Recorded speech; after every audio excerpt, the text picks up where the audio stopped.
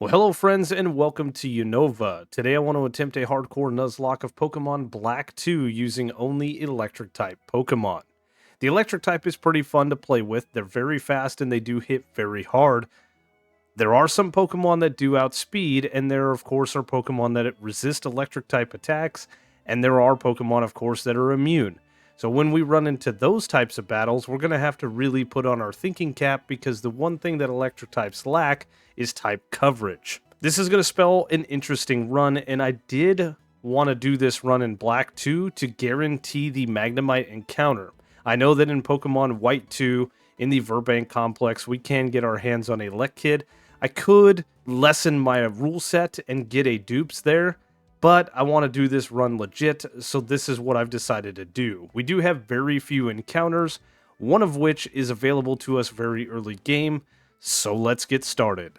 There is of course a ton of early game stuff that we have to go through. We have to choose a starter, we have to learn how to catch Pokemon, we get Pokeballs after we learn how to catch Pokemon, marking the official start of the run. Now, as I said moments ago, the first encounter of course cannot be a starter type because none of them were ever electric. However, in the Flossie Ranch that is coming up very soon, we can get our hands on our first official starter, and we can use it through the entire run. For that reason, I didn't change the starter with the Universal Randomizer. Again, like I said, I want to do this run as legit as possible, and I think we're going to get to play around with some really neat Pokemon and come up with some really cool ways to beat some really hard trainers. On our way to Flossie Town, we get to meet Alder, the ex-champion of the region. I think this is the earliest we actually get to meet a champion, whether it's an ex-champion or not, and he does some P. Diddy sniffing stuff around me I don't like, so we're going to get out of here ASAP. At the ranch, in this phallic-looking piece of grass, we can actually run into a Mareep, very nicely, that is going to be our official starter. I did choose the Oshawott line to give our rival the Snivy line because grass type resists electric, though I don't think it's going to make things more difficult. I did stack the deck against me just a little bit. Now, after we do a little bit of damage, we are going to throw a Pokeball and catch this Pokemon, making it the first official member of the team. We nickname our starter Jessie. It has an adamant plus attack and minus special attack nature. That's not great, however, Ampharos does learn a handful of physical attacks, so maybe we'll put the plus attack to use later. Now that we have an electric type Pokemon with Jessie, it is time to box our starter, Fury. And no, we're not going to box Tyson Fury here in the literal sense, we're just going to put the Pokemon in the box so that we don't have to mop ourselves up off the floor. Now, just like in every other run before this one, we have a rival, and we have, of course, nicknamed that rival Algorithm, because we are trying to beat the Algorithm both in-game and in real life. As far as the in-game Algorithm goes, I have to do that as a solo mission, but the real-life Algorithm, I could use your help to defeat it. And how can you help me defeat it, you may ask? Well, it is simple. You can like the video, comment on the video, subscribe to the channel, hit the notification bell, share this video with your friends. Any and all interactions with the channel helps out a ton. I know it doesn't seem like it, and I know I sound like a broken record each and every week, but it does make a huge difference for each and every one of you to do some kind of interaction with the channel. For those of you that do that every week, I cannot thank you enough because this channel has grown very nicely over the course of the last almost 2 years now. We've been putting Nuzlockes out. So thank you guys for the continued support. I know we have a wave of newcomers come in every few months or so, and it is awesome to see all of the comments and the concerns and the criticism. It's absolutely great. I really do love it, and I can't thank you guys enough. I hope everyone's doing well. I am actually feeling a lot better than I was last week when we did this. The only thing I have left is just a tiny little cough, and I think in the next couple of days it will be gone. So that is awesome news, and we are going to continue this run, hopefully cough-free. Real quick before we end this clip, though, I do want to say there might be a lull between this video and the next. I am heading home from the job that I was at because of how things progressed, and the way we're going to have to do our traveling, it's going to definitely eat up both of my weekends, so I'm not going to have that much time to record. Bear with me, I do apologize. Real life is sometimes very hectic. Now, speaking of hectic, the first battle with Charon is going to prove to be a little bit hectic because he has two Pokemon against my one. The minus special attack nature is a little bit devastating in this battle considering we only have special attacking moves in Thundershock. We also can't do a lot of EV training because we only have one Pokemon, and we don't quite do half of Patrat's health with a single Thundershock.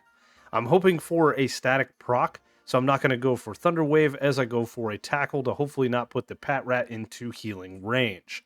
We do get that static proc, which is very nice, paralyzing the Patrat, and then our Oranberry helps us out by gaining a little bit of health back. We can outspeed and knock out the Patrat with one more Thundershock, and we did level up Jessie close to the level cap so that we would level up, getting us a little bit more health to help out with the Lillipup. As Lillipup comes out, it does outspeed us and go for Workup, which is a little bit scary, and we hit it with a Thundershock that does about a third. That's not great. We then, of course, get outsped and hit with a Tackle that procs our static ability. We're sitting at 14 HP, and we fire off another Thundershock that brings Lillipup down to about a third. Because of the static, we outspeed and can fire off one more Thundershock, and it is enough to knock out the Lillipup, winning us the first gym badge. I thought for sure we were going to have to do this a couple of times, so we got really lucky. On the way to Burbank City, we have an evolution with Jessie evolving into a Flaffy. I did forget to change the graphic in the bottom because I was just muscling ahead, so I do apologize for that. In the Burbank complex, we get our hands on a Magnemite that we named Zack. It has a hasty, plus speed, and minus defense nature. I will take it. This is an amazing Pokemon, and it's going to carry the team for a good portion of this game. We do start the carrying of the team immediately with Roxy. The fact that we're Steel type means that we are immune to poison types, so this is going to be a relatively easy battle, but things can get a little drawn out depending on how much damage we actually do to the Whirlipede in the back. Against the Coughing, we do outspeed it and fire off a Thundershock, and it does just over half, which is awesome. Tackle doesn't do much to us. We can then fire off one more Thundershock, which is enough to knock out the Coughing. Whirlipede then comes out. It goes for Protect turn 1, which is very annoying. We do try to go for Supersonic, but of course it misses, and then we get hit with Pursuit. It's not doing much damage, so I'd opt to go for a Thunder Wave to paralyze the Whirlipede, ensuring that we continue to outspeed it and maybe get a chance that we don't get attacked. Pursuit does a little bit of chip damage, and then I go for Thundershock to see what it will do. Does about a third. We get hit with another Pursuit down to 25 HP, and Whirlipede decides to go for Protect again. It's a little bit annoying, but we fire off another Thundershock, bringing Whirlipede just below half health. Whirlipede stays paralyzed, and I decide to try to go for Supersonic. I don't want to put this thing in healing range, so we miss a Supersonic. We have to tank a Pursuit. We miss a second Supersonic and tank another Pursuit that crits us down to 15 HP. This activates our Oranberry, bringing us back up to 25 HP, and then we finally connect with Supersonic. It pays off dividends because Whirlipede hurts itself in Confusion. It then, for whatever reason, is going for Protect, I believe. That's why it outspeed us, and it hit itself again with Confusion. So we take it out with a Thundershock, winning us a relatively easy but weird second gym badge. After the Pokestar Studios stuff, we jump on the boat and head to the big city of Castelia. For me, this kind of marks the end of the early game and the start of the mid-game. In the Castelia Park, we catch an Eevee named Slater. It has an Impish, plus defense and minus special attack nature. It's not an encounter yet. We have to wait for a Thunderstone, but eventually this thing will be on the team. After we grab every item that isn't nailed down in Castelia City, I decide to take on the Bug-type gym leader, Berg. Now, two of his Pokemon are actually part Grass type, so this is going to be a rough battle. Not so much that they're going to do much damage to us, just that it's going to take a long time. This was almost a 6-minute real-time battle. We, of course, start out by hitting a Thunder Wave on the Swadloon, and then Swadloon's just going for String Shot. I do have Magnet Bomb, so I want to see what kind of damage it does. Decent, but not enough. String Shot then lowers our speed once again. I do switch up to Thundershock because that uses our special attack. Want to see what kind of damage it does, and it doesn't do much. Another string shot brings us to -3 speed, which is a little bit annoying. We connect with a supersonic against the Swadloon. Very nice. It then hurts itself immediately in confusion, so it's paying off very nicely. Magnet Bomb then brings Swadloon low. Unfortunately for us, it hurts itself in confusion again, so that puts it in Hyper Potion Rain, which is very, very annoying. Back-to-back Magnet Bombs then bring Swadloon back above half health. Another String Shot brings us to -4, and then Magnet Bomb takes Swadloon low. We get hit with another String Shot. We're at -5 speed here, and we're still outspeeding. Magnet Bomb takes Swadloon low, and then it stays paralyzed because of the paralysis. Very nice, and one more Magnet Bomb takes it out. We gain a level at this point, and that was strategic because at level 25 we learn Mirror Shot. That uses our special attack instead of our physical attack. Very nice. We get hit with a smackdown from the Dwebble, and then unfortunately we miss Mirror Shot because it's not 100% accurate. Another smackdown does a little bit of chip damage, and then Mirror Shot takes Dwebble down to its sturdy. Dwebble then switches it up for a feint attack that doesn't do much to us, and a Thunder Shock takes out the Dwebble. This just leaves the Leavanny, which is a very strong Pokemon. Hits us with a Razor Leaf that does a decent amount of damage, and then Mirror Shot connects, not quite doing half, but still good damage. We get hit with another Razor Leaf down to 12 HP, and a Thunder Shock takes Leavanny below half health and paralyzes. Unfortunately, Leavanny has a Citrus Berry, so it heals up a little bit with that, and then we connect with a Mirror Shot, taking Leavanny low.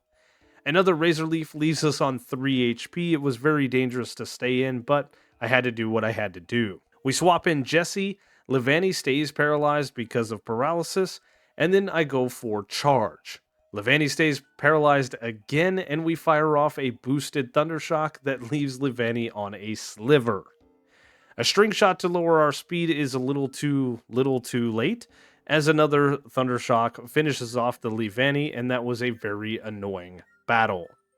Now, Colress is going to be a formidable foe eventually. Right now, he's got a couple of Pokemon that aren't very overwhelming. However, I don't have anything that can deal with them easily. Turn 1, I decide to fire off a Mirror Shot, seeing what kind of damage it does. It's decent, but not a lot. We then get hit with a very weak Spark. I want to switch it up for a Thunder Shock to see what kind of damage it will do. It's doing a lot better, and it's 100% accurate. We do get the paralysis, which is very nice. Now we maintain our outspeeding and can hit with another Thunder Shock down to a sliver. Unfortunately, Magnemite then paralyzes us with a Thunder Wave, and Colress goes for a Super Potion, fully healing up the Magnemite. Back-to-back Thunder Shocks from us take the Magnemite into low health, and then we get hit with another Resisted Spark for minimal damage, even with a crit. We stay paralyzed, which is annoying. We get hit with another Spark down to 36 HP, and then we can finally fire off a Thunder Shock that takes out the Magnemite. This brings out Clink. What happens in this battle is truly amazing. We get outsped and hit with a Gear Grind turn 1 that only hits twice, and then we paralyze the Clink with Thunder Wave, so now we're on equal footing. We stay paralyzed. We get hit with another 2-turn Gear Grind, taking us to 28 HP, and then we get outsped and hit with a Thunder Shock, doing a little bit of damage, and then we stay paralyzed. We stay paralyzed again. We're at a speed tie, and we're just getting hit, and we're staying paralyzed. 5 total turns we stayed paralyzed, dropping ourselves down to 18 HP before we finally fire off a Thunder Shock, taking Clink down to a sliver. Clink stays paralyzed, and then guess what? We stay paralyzed. We get hit with a Thunder Shock down to 16 HP rather, and we can finally fire off a Thunder Shock that takes out the Clink. That was annoying. In the rustling grass of Lost Lorn Forest, at a 5% chance, we can find an Emolga that we name Kelly. It has a Rash plus special attack and minus special defense nature. That's perfect. I will take it. This is a great Pokemon, and I cannot wait to use it. Next to the Pokemon Center in Nimbasa, we can actually find a hidden Thunderstone, which is going to give us another great encounter, which is the first in a string of evolutions that we have happen because the level cap is level 30. We evolve our Eevee into a beastly Jolteon, and now we have a 4th team member. Super fast Pokemon. I absolutely love it. Next up, because the level cap is level 30, we have Zac evolving into a Magneton. This is a phenomenal Pokemon, and couple it with the Eviolite held item, it's even better. Some would argue that an Eviolite Magneton is better than Magnezone.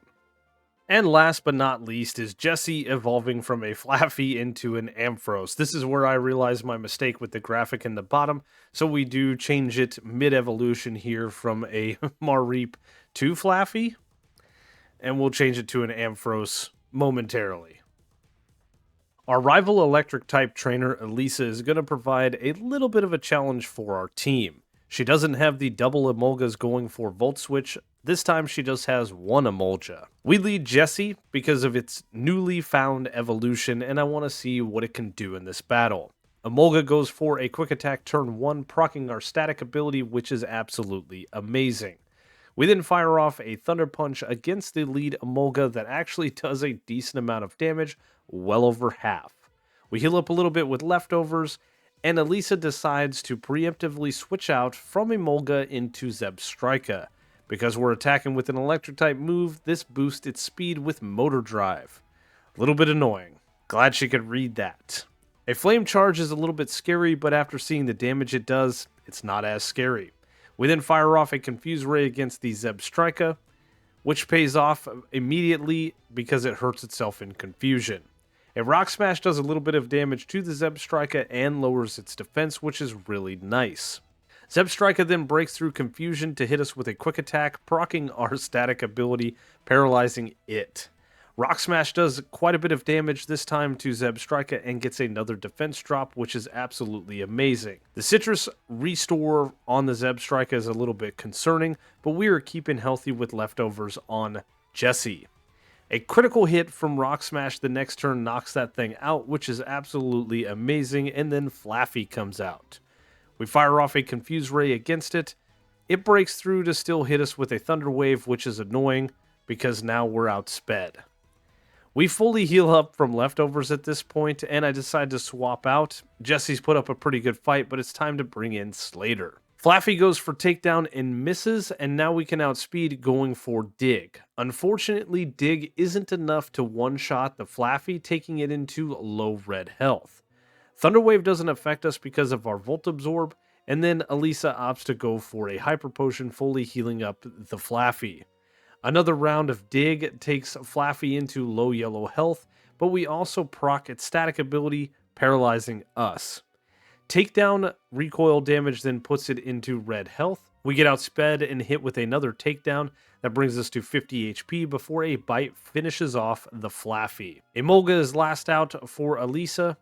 Does not matter, we're both paralyzed, so we outspeed and break through paralysis to hit it with a Thunder Fang to knock it out, winning us the 4th gym badge. The next gym leader that we have is going to be very scary. I need to stock up on some items, so we get the Expert Belt here in Driftvale City for showing that guy a Pokemon that is level 30 or higher, and then immediately exiting the building and going into the building directly north. Heading to the elevator and going to the 25th floor, we can get our hand on a great item, the Air Balloon. This isn't something I normally grab, but for this run, we're definitely going to need it. I have a plan to defeat Clay, but can we do it deathless? Let's find out. The plan that I have for Clay required us doing a bit of grinding. We got ourselves a few gems, we got ourselves some shards, we were able to teach a couple of moves because of the shard move tutor, and the gems are going to help us out tremendously. Against the Krokorok that has Intimidate, I lead Zac. We can soak up the Intimidate just fine, and then we can fire off a Signal Beam that we taught via the move tutor here in Driftvale, one-shotting the Krokorok. This is going to bait out the Sandslash next. The Sandslash is definitely going to go for Bulldoze, so I swap into Kelly. We avoid the Bulldoze because of our flying type, and now we can fire off a Flying Gym boosted Acrobatics that is not meant to one-shot the Sandslash, just meant to do a bunch of damage. We then soak up a Crush Claw, leaving us at 59 HP, before we fire off one more Acrobatics, taking out the Sandslash. 2 down, 1 to go. Excadrill comes out next, and I know this thing is going to go for Rock Slide, so I pivot into Zac. We get hit with the aforementioned Rock Slide, and we tank it very well. This means we're going to bait out a Ground-type move with Bulldoze, so I swap into Jessie. We can't be hit with the bulldoze because of our air balloon as we swap in. We are outsped and hit with rock slide the very next turn, which could have flinched us, but it doesn't. So we can fire off a fire punch that we taught via the move tutor here in Drift Veil, and then immediately pivot into Kelly on what should be a bulldoze. It doesn't affect us. I know that Excadrill is going to go for a rock slide, so I swap into Slater. Slater tanks the rock slide very nicely and then can go for dig. A ground gem boosted dig is a little bit of an overkill, but I wanted to make sure that we take this damn Excadrill out because it is a scary Pokemon, and we beat Clay deathless. Now, in the Chargestone Cave, I actually ran into a Tynamo first. We nicknamed it Lisa, and it has a gentle plus special defense and minus defense nature. This does cut off Joltik as a encounter for us. I was hoping for a Joltik here in Chargestone Cave, and then in the Seaside Cave, we could get a Tynamo there, but I ran into one first, so it looks like we're going to use 6 encounters for this run. The Levitate ability on this Pokemon is going to be phenomenal. I do decide whilst we're in Chargestone Cave to go ahead and level up Zac so we can evolve it into a Magnezone. I know that an Eviolite Magneton is regarded as the better Pokemon, but I love Magnezone. And after a fair bit of training, we do have another evolution with Lisa evolving into an Electric, I believe. I've never used this Pokemon line, so I'm excited to see what it can do. Very, very excited because I know that we have no weaknesses with our Levitate ability. Skyla, the flying type gym trainer, you'd think would be super easy. However, things get a little dicey here as we progress. I decide to lead Lisa against her Swoobat. We are outsped and hit with a Heart Stamp the very first turn. It doesn't do a lot of damage, and we fire back with a Charge Beam that does a lot of damage, but not quite one-shotting the Swoobat. We do get the special attack buff, but this puts Swoobat in healing range, so Skyla goes for a Hyper Potion. Another Charge Beam leads Swoobat on a sliver of health. We get another special attack buff, but we get hit with a Heart Stamp that crits, dropping us to 23 HP, and gets the flinch. Well, I can't leave Lisa in now, so I need to swap, and I bring in Slater. Slater gets hit with a Heart Stamp on the swap in, doing a little bit of damage, and then we can outspeed and knock out the Swoobat with a Thunderfang. This is one of the fastest Pokemon on my team. Swanna comes out and goes down to a quad super effective stab Thunderfang, and last out for Skyla is Skarmory. We do outspeed it and hit with a Thunderfang that takes it right to above half health as it goes for an agility. I go for another Thunderfang. It takes Skarmory down to a sliver as it goes for one more agility. At this point, it outspeeds, hits us with a Steel Wing, doing a little bit of chip damage, and we take it out with a Thunderfang. I probably should have gone for Volt Switch, but we were never in any real danger. I head over to Route 7 and get our last encounter, a Zebstrika named Screech that has a quirky neutral nature. I could have done this before the Skyla battle, but it is what it is. The Generation 5 cutscenes are absolutely amazing. I love them each and every time. That's why I show the boat ride to Castelia and the plane ride to Lentimus Town. I think it is absolutely awesome. In Undella Town, we have a rival battle with Algo. It's been a little while since we've seen him. He leads with an Unpheasant, and I lead out Lisa. We're trying to gain some levels on Lisa here to get it to level 44 where it learns Thunderbolt. Then we can finally evolve this thing into an Electros, its final evolution. A Detect turn 1 is a little bit annoying. It's just trying to prevent the unavoidable as it goes for a second Detect. We finally connect with a Volt Switch, taking out the Unpheasant. It was a little bit of an annoying start. This allows us to bring in Kelly as Algo goes for Superior, putting us in very prime position. We get hit with a Slam that unfortunately crits us to 29 HP. Static procs, paralyzing the Superior, and Acrobatics unfortunately doesn't quite take it out, leaving it at low red health. I was unsure if Algo was going to heal here, which he does with a Hyper Potion, so I just went for Volt Switch. Don't want to lose Kelly this late in the game. We bring out Jessie. who can outspeed and hit a fire punch that doesn't knock out the superior, but we tank the incoming Leaf Blade very nicely and can take it out with one more fire punch. This just leaves his Semi-Seer, which is actually a pretty scary Pokemon. I do hard swap into Slater, who gets hit with a Flame Burst on the swap in, doing a decent amount of damage. We then go for Dig, taking Semi-Seer below half health. He just goes for Leer once we popped up, so throwing the battle as we go for one more Dig, taking him out, beating our rival.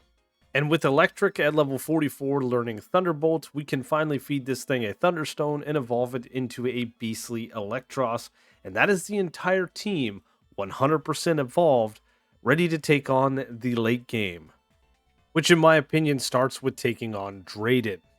Now, Electros can learn Dragon Claw, which is a TM that we can get in Dragon Spiral Tower. Unfortunately, that's not available until post-game. Ampharos can learn Outrage, but again, that's taught via a move tutor in Nacrene City, which we can't access until post-game. So we lead with Screech, who fires off a return, doing a decent amount of damage, and then we get hit with a Crunch that activates our Rocky Helmet. This puts Drudicon in range of being taken out with a second return. This, of course, is going to bait out Flygon. I know Flygon's going to go for Earth Power, so I swap into Kelly, who avoids the Earth Power on the swap in. We can then fire off an Acrobatics that is going to do well over half of Flygon's health, and then we avoid a Rock Slide. That's awesome. We can take the Flygon out with another Acrobatics, and leaving us at full health. Haxorus then comes out. This thing is very scary. I decide to swap out, but through a Volt Switch this time, doing a little bit of chip damage. This brings in Zack, as Haxorus goes for a Dragon Dance. That's a little bit scary, as it does outspeed us the very next turn, going for another Dragon Dance, but a Steel Gem boosted Flash Cannon is enough to take out the Haxorus, winning us the 7th Gym Badge, once again, deathless. Then, of course, after defeating Drayden, he does give us the TM for Dragon Tail, which can be taught to Lisa of all Pokemon. So we could have beat him with a Dragon-type move. Unfortunately, none of our Pokemon can learn Ice-type moves, but Dragon Tail also is a negative priority move, and it doesn't do a lot of damage, so I don't know if I'm actually going to teach it to Lisa, but she can learn it. Once you step outside, Opelucid City does get attacked by Team Plasma, and I haven't shown a lot of the Team Plasma stuff because it's very, very repetitive. Of course, after we get to Humalao and we beat Marlin, we're going to have a lot of Team Plasma stuff that we have to do, but it is very redundant. Colress and Getsis are going to be difficult. Zinzalin I'm not worried about. I don't know how much of it I'm going to show, but this last part, or this last stretch between the 8th and final gym and the Elite Four, is kind of excruciatingly long because of the stuff that we have to do. The storyline is cool, don't get me wrong. It's just after you've done it a few times, you're like, all right, let's get on with the Pokemon battles. At this point in the game, we get to go through the Marine Tube, which is my favorite location in all of Unova. We get to see the Frillish this time and the Basculin, not the Mantine or the Whale Lord, but still, this is a very cool thing to walk through. I love it. There's not much more to say besides this is an awesome place. Marlin is last for the Gym Trainer Challenge, and his team full of water types does not stand a chance. He does lead a Caracosta that has Sturdy, so it is going to have one chance to do some damage against Zack, who has the Choice Specs and Discharge. We do outspeed and fire off a Stab Super Effective Discharge the first turn, bringing Caracosta down to its Sturdy. We also get the Paralysis proc, which is awesome. Caracosta goes for Shell Smash, which is what it is. Marlin then goes for a Hyper Potion, fully healing up the Caracosta, and we bring it right back down to Sturdy with one more Discharge. Another Discharge takes out the Caracosta, bringing out the Whale Lord. Whale Lord is outsped in one shot with a Stab Super Effective Choice Specs boosted Discharge. Jellicent comes out last and of course is taken out the very same way with a Stab Super Effective Choice Specs boosted Discharge, and that is the 8th and final gym badge in our pocket. Aboard the Plasma Frigate, we have to take on Colress, and this is the last time that we get to take him on. He's got a formidable team, but I'm not really scared as he leads Magneton, I lead Screech. Screech has the super effective move Flame Charge, and I know it's not going to take Magneton down to its sturdy. It's going to do just over half, which is absolutely perfect. Magneton does have the Eviolite, so it can resist quite a bit. Tri-Attack could paralyze us, could burn us, could freeze us, but none of that actually happens, so one more Flame Charge connects, and it is just barely enough to take out the Magneton. This brings out Magnezone. It's not holding an Eviolite, so Flame Charge connects, doing quite a bit more damage, but still not taking it down to sturdy. It's going to go for Thunder Wave, which doesn't affect us because of our motor drive ability, and now our speed is through the roof. One more Flame Charge takes out the Magnezone, and we have effectively taken out 2 of Colress's Pokemon as the Kling Clang comes out. Another Flame Charge against it does a decent amount of damage and pops its air balloon. It just goes for Gear Grind to try to raise its speed. Doesn't matter, one more Flame Charge takes it out. Behem is out next, and I decide to swap into Lisa. Behem goes for Calm Mind, and now we take this thing down low with a Crunch. Another Calm Mind throws the battle, one more Crunch takes it out, and this just leaves his Metang. As it comes out, I do decide to swap because we don't have any super effective moves, so I swap into Slater.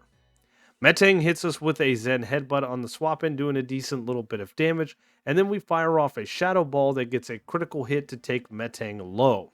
I'm worried about Zen Headbutt. This thing is going for agility, so I decide to swap out, and I bring in Jesse.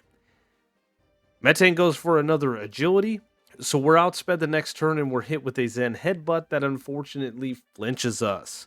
We get hit with one more, this time not flinching us, so we can fire off a Fire Punch, defeating the Metang, defeating Colress. Outside of the final battle with Iris, Ghetsis is a huge threat, and he has a great team. Leading up against his Cofagrigus, I have Slater up front. I know it says Zack. My original plan was to lead Zack against the Kyurem Black, but I had Slater out there, did a Volt Switch, and then we took out the Kyurem with Zack. A Shadow Ball turn 1 against the Cofagrigus takes it right down to low red health, and then we avoid Toxic. Leftovers heal up the Cofagrigus, but it's not enough to pull it out of healing range because Ghetsis goes for a full restore. Shadow Ball then takes Cofagrigus low. Leftovers recovery is a little bit scary as Cofagrigus goes for a Protect. Healing up just a little bit, but luckily for us, Slater has just enough gas in the tank to take out the Cofagrigus with one more Shadow Ball. As Seismitoad comes out, I know this thing has got some ground type moves, so I need to swap, and I bring out Lisa. Lisa can avoid the Earthquake on the swap in because of Levitate, but also can learn Giga Drain via the move Shard Tutor, and can fire off a quad super effective Grass Gym boosted Giga Drain after tanking a Muddy Water, one-shotting the Seismitoad, and fully healing ourselves back up. Drapion is then out next. We are outsped and hit with a Night Slash, but we fire off a Thunderbolt that does a lot of damage. Another Night Slash takes us to 60 HP, and Thunderbolt takes out the Drapion.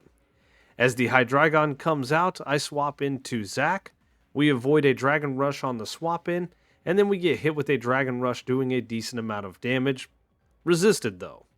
Signal Beam takes Hydreigon down to a Sliver, and then we're outsped and hit with another Dragon Rush, but Hydreigon takes itself out because of its Life Orb. This brings in Electros, which I knew was going to be a problem for us. I know it has Flamethrowers, so I swap into Slater, who has a pretty high special defense, and then I can Volt Switch out.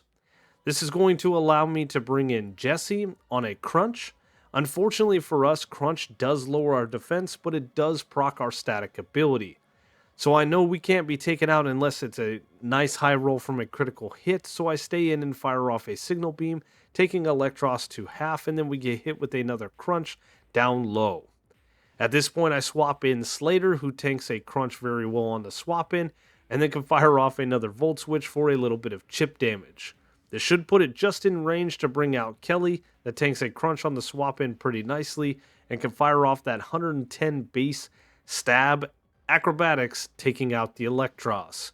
This brings in Toxicroak, and we are in perfect position because a stab super effective 110 base acrobatics takes out the Toxicroak, winning us a Deathless Getsus battle. You know, in earlier generations, the badge check slash Elite Four gate was pretty underwhelming. I think Generation 5, specifically Black 2 and White 2, have the best gate check in all of the generations. I haven't played like Sun and Moon and Sword and Shield. I have played Gen 9, and I'm going to stand by that statement for now. I don't know what the others look like, but in all of the other generations previous to this one and Generation 6, I don't think the gate check is this awesome. I could be wrong. This is just my opinion, of course. I think this is so cool. Just look at the animations. Before we can make our way to the Elite Four, we of course have to take on our rival one more time. He leads with an Unpheasant, and I am leading Lisa. At this point, I pretty much know how this battle is going to go. Unpheasant does go for Swagger turn 1, which is exactly what I was hoping it does go for. A Held Person Berry cures off the confusion, and then a Stab super effective Thunderbolt takes out the Unpheasant. This brings out Bouffalant, who goes down to a super effective Brick Break that is +2 because of the Swagger. Simisear is a little bit more annoying. I don't have a super effective move against it, and it does outspeed us, hitting us with a nasty Flamethrower. A Crunch takes Simisear low. Max Potion is very annoying, but we can fire off another Crunch, taking Simisear back to red health. We do get outsped and hit with a Flamethrower. I didn't think that would happen, and that leaves us at 13 HP of health. That was a bit risky right before the Elite Four, but another Crunch takes it out. As Superior comes out, I do hard switch into Kelly, who gets hit with a Leaf Blade on the swap in. Doesn't do much damage, it does proc our static ability, so we do outspeed the very next turn and can fire off a Flying Gem boosted Acrobatics that is enough to, of course, take out the Superior. And beating our rival here in Victory Road gives us the TM for Thunderbolt, a much needed TM that can upgrade almost the entire team. Speaking of which, here is the team leveled up and ready to take on the Elite Four. We have Slater the Jolteon with Dig, Thunder, Rain Dance, and Shadow Ball. Next up is Kelly the Emolga with Thunderbolt, Encore, Acrobatics, and Volt Switch. Jesse the Ampharos with Thunderbolt, Signal Beam, Power Gem, and Fire Punch. Next up we have Screech the Zebstrika with Flame Charge, Wild Charge, Bounce, and Return. Lisa the Electros with Crunch, Acrobatics, Brick Break, and Thunderbolt. And rounding out the team, of course, is Zack the Magnezone with Thunderbolt, Signal Beam, Volt Switch, and Flash Cannon. Can this team take on the Elite Four? Can we make it through this run deathless? Let's find out. First up for the Elite Four, I decided to take on Chantal. Now, unfortunately, I've had some bad nature luck in this run. I've also done some mixed EV training, so we're not going to be able to one-shot every single one of her Pokemon, sweeping them with Slater. The Coferigus comes out, and I do have a Ghost Gem equipped so that our first Shadow Ball will be double powered and easily take out the annoying Coferigus. This brings out Golurk. I know I'm not going to one-shot it with Shadow Ball, so I pivot into Lisa. Lisa avoids the Earthquake on the swap-in and then can fire off a Crunch after a Shadow Punch, knocking out the Golurk. This brings in Chandelure. I know this thing has got Fire Blast. I know it's pretty dangerous, so I swap in to Slater. Slater has the highest special defense on my team and barely scrapes by a Fire Blast at 13 HP. Because of the extremely low health, I know that Chandelure is going to go for a random move, so I do swap in Zack, which is dangerous, but Chandelure just goes for Energy Ball.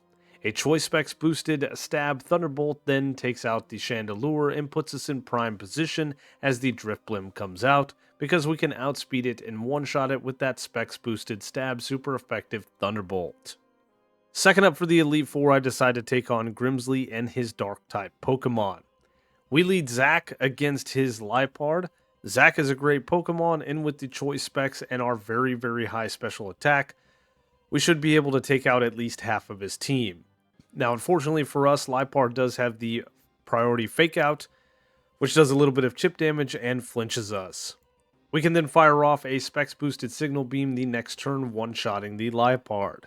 This baits out Crocodile that does have Intimidate, but we can outspeed it and knock it out with a specs boosted signal beam. Very nicely. As the Scrafty comes out, I cannot stay in with Zack, so I swap into Kelly.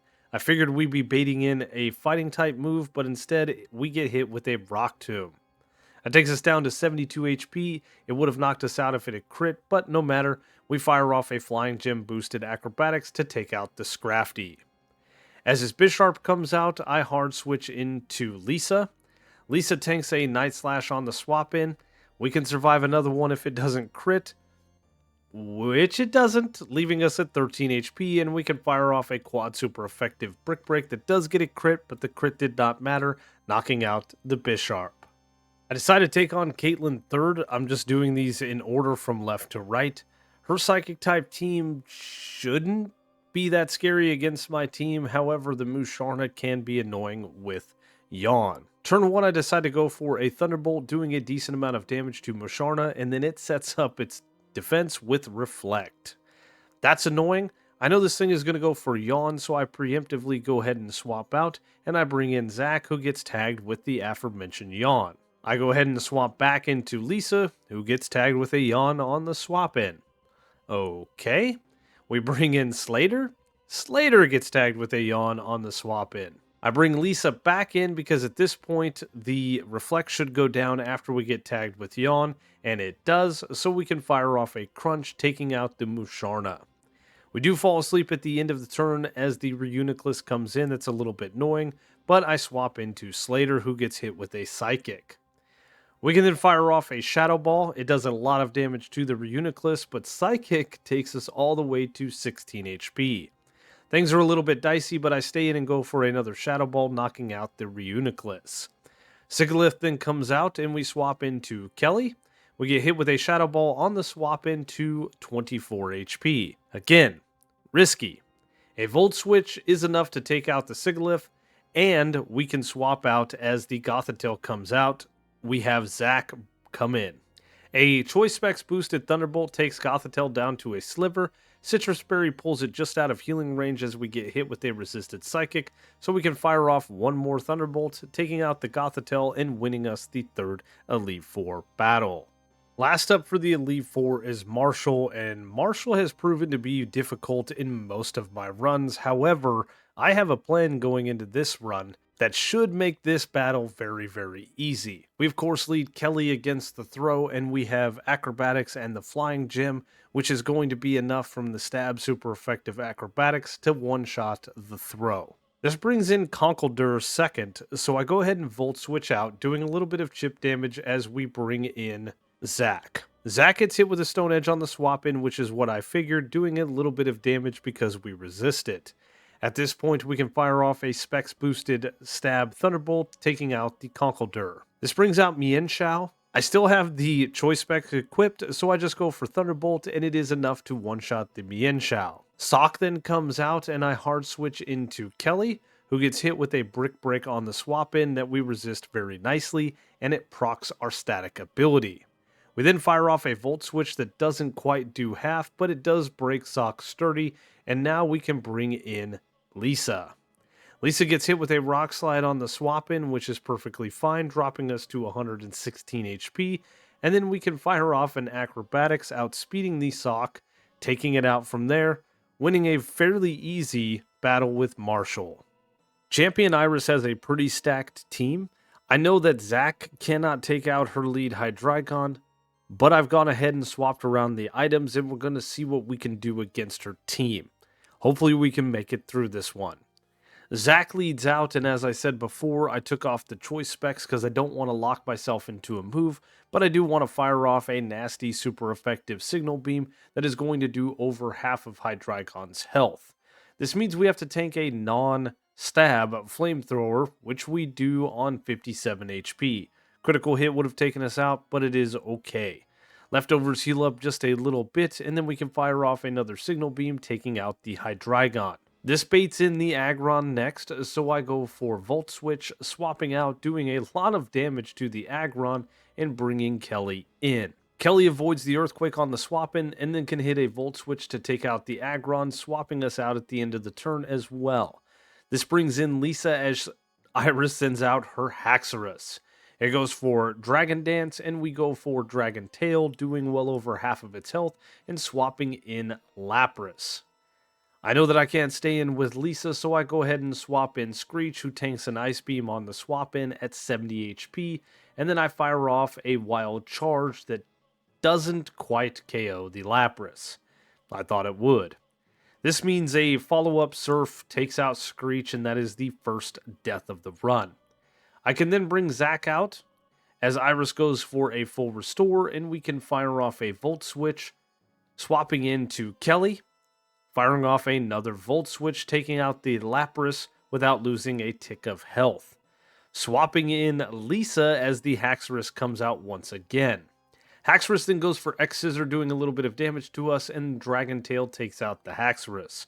Very nice. Druddigan then comes out and hits us with a Rock Slide that we do survive on 16 HP and can fire off a Dragon Tail, swapping it out. This has just been a swapping battle. Archeops comes out next. There is unfortunately nothing I can really swap into this Pokemon, so I make the ultimate sacrifice and stay in, getting outsped and hit with a Rock Slide, taking out Lisa. That is 2 deaths, but we do get a safe swap in, so we bring in Zac, who tanks a Rock Slide very nicely, and then can fire off a Volt Switch that actually takes out the Archeops, and allows us a nice safe swap in to Jessie as the Druddigon comes out. We can then outspeed it and fire off a Signal Beam that fortunately is enough to take it out, and we did win the battle against Iris, but we did lose 2 Pokemon in the process. This was an extremely fun run, and it had quite a few challenges throughout. We had to do quite a bit of planning, quite a bit of training, and very selective in our move choice and, of course, our move slots throughout the entirety of the team. Getting to the champion completely deathless was absolutely amazing, and Iris is a formidable foe, no doubt. The fact that she only took 2 Pokemon out as we enter the Hall of Fame is a feat in and of itself. I wish I could have done this deathless, but there wasn't really any misplays. She just was a better trainer. All of our Pokemon did amazing getting to this point, and I am very happy with the team. The Unova Electric-type Pokemon have been absolutely amazing. A nice little unique team here. Different Pokemon from across the different regions as well as generations. It was so much fun, and I hope you guys enjoyed it as well. If you guys enjoyed this run, you know the routine. Leave a like, leave a comment, consider subscribing if you've made it this far. Thank you so much for watching, and once again, I will see you on the next one.